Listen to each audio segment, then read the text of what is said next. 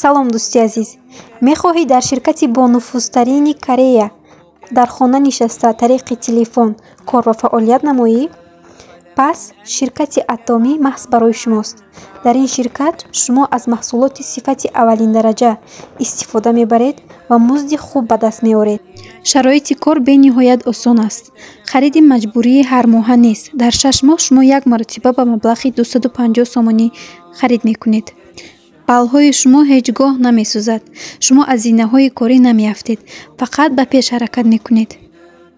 маҳсулотҳои ширкат на танҳо ороишӣ мебошанд, балки дору, витамин ва дигар маҳсулотҳои табобатӣ.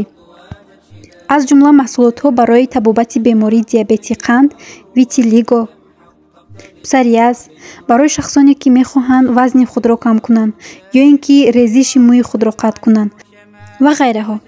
ширкат дорои сертификати ҳалол ва GMP мебошад, яъне стандарти байналмилалӣ дошта.